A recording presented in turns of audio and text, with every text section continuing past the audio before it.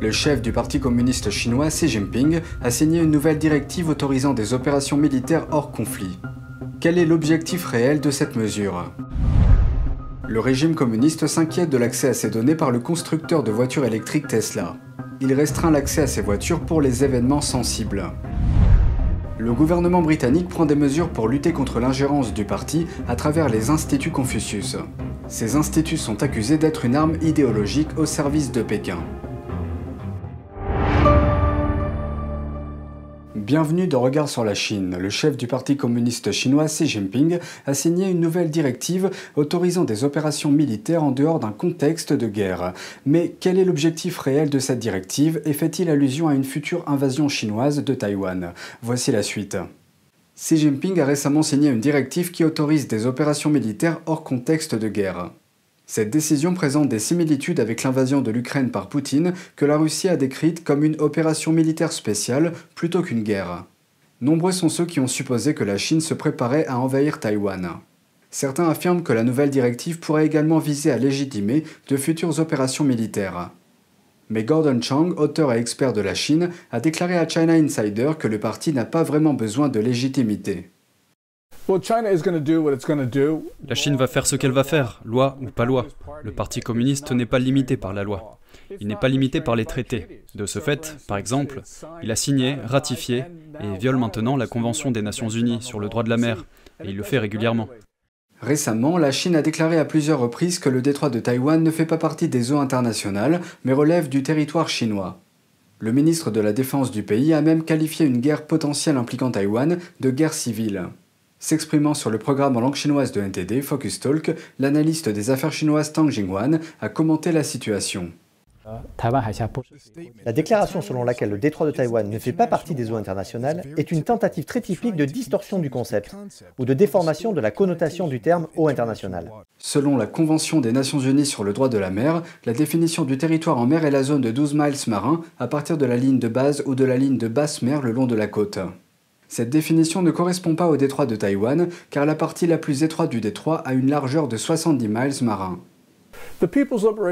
L'armée populaire de libération, les gens l'oublient, n'est pas une armée d'État, c'est une armée du parti. Elle rend des comptes à la commission militaire centrale du Parti communiste.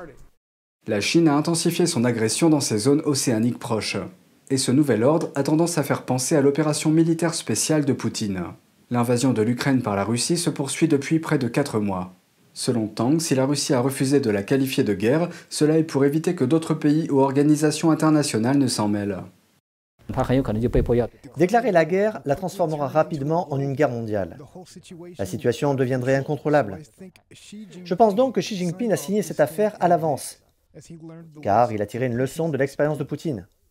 Des experts recommandent aux nations de se préparer à l'éventualité de futures invasions. Nous devons être préparés à défendre Taïwan et à défendre d'autres régions. Nous devons être prêts ce soir. Les experts suggèrent également que le nouvel ordre pourrait viser l'opinion publique à l'intérieur de la Chine. L'ordre a pris effet il y a environ une semaine. Compte tenu du moment choisi, certains pensent que Xi Jinping tente d'améliorer sa réputation et son pouvoir militaire à l'approche de la plus grande réunion annuelle du Parti communiste chinois, le 20e congrès national du PCC.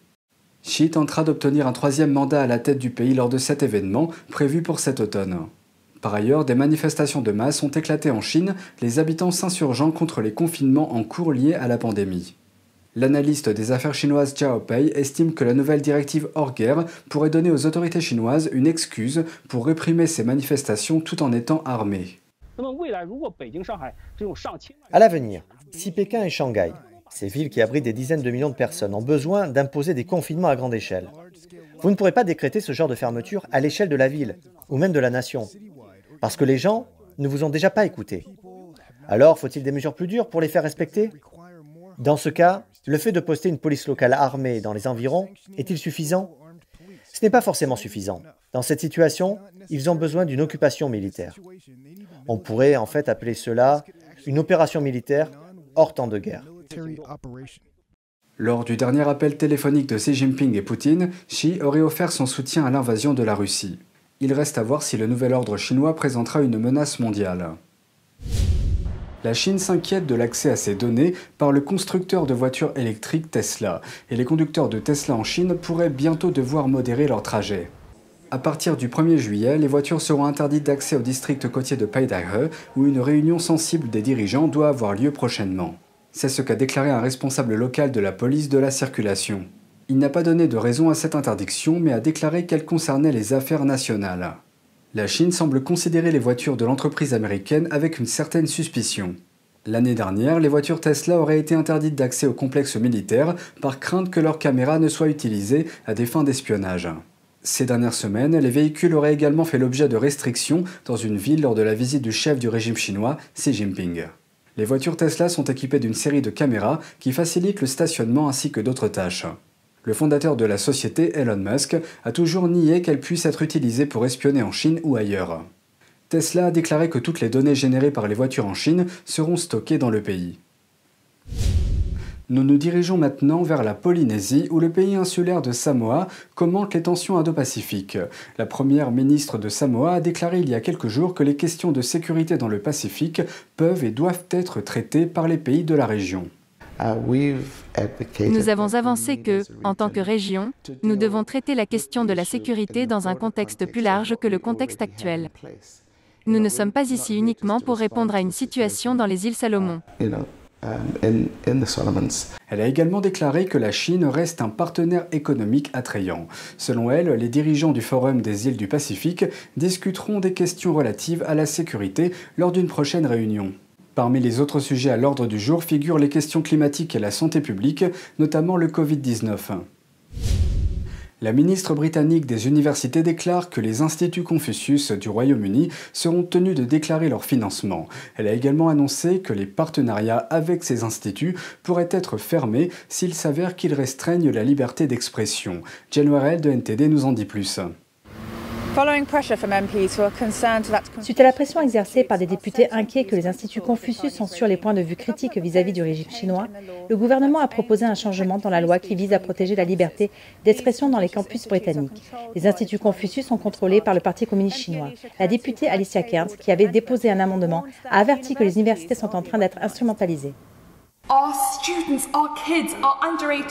Nos étudiants et nos enfants, nos moins de 18 ans, se voient enseigner le mandarin par les instituts Confucius, qui sont un bras de l'État chinois. Les instituts Confucius sont supervisés par le Parti communiste chinois par le biais du ministère de l'Éducation. Ils ne sont pas autorisés à embaucher des enseignants à moins qu'ils n'aient été contrôlés par le Parti communiste chinois. J'ai récemment découvert que l'Institut Confucius de l'Université d'Édimbourg compte des représentants de l'ambassade du Parti communiste chinois dans son conseil d'administration. Il s'agit d'une intervention politique pure et simple. Les enseignants ne sont pas autorisés à traiter de questions telles que Taïwan ou le Tibet, qui sont apparemment sensibles. C'est profondément inquiétant. L'université de Lancaster et l'université d'Edgehill comptent sur les instituts Confucius pour assurer l'enseignement aux étudiants de premier cycle. Nous ne pouvons pas permettre à une puissance hostile de s'emparer de notre offre éducative. Les étudiants britanniques ont le droit de choisir. Ils ne devraient pas être forcés d'apprendre une langue à travers le prisme et le récit d'un régime génocidaire. C'est tout ce que nous essayons de faire. Nous ne sommes pas anti-Chine. Nous essayons de créer une résilience au sein de notre système. La ministre des Universités a présenté les changements apportés au projet de loi sur l'enseignement et la liberté d'expression, ce qui signifie que les instituts Confucius britanniques doivent déclarer leur financement et que des partenariats pourraient être résiliés. Elle affirme que cela protégera les universités des influences étrangères indues qui vont à l'encontre des valeurs britanniques. En effet, la nouvelle clause 2 exige également la déclaration du financement de certains partenariats éducatifs à l'étranger, y compris les instituts Confucius. La Suède a coupé ses liens avec les instituts Confucius en 2020. Et plus tard, l'ex-secrétaire d'État américain Mike Pompeo a déclaré que ces instituts étaient une entité faisant progresser la propagande mondiale et la campagne d'influence malveillante de Pékin. Ce projet de loi britannique doit maintenant être soumis à la Chambre des Lords pour un examen plus approfondi. Jen Warrell, NTD Londres.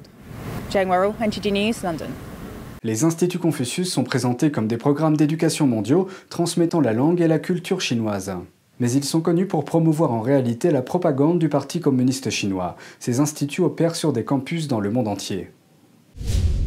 C'est tout pour aujourd'hui, merci d'avoir suivi Regard sur la Chine. On se retrouve demain pour une nouvelle émission, prenez soin de vous et à bientôt.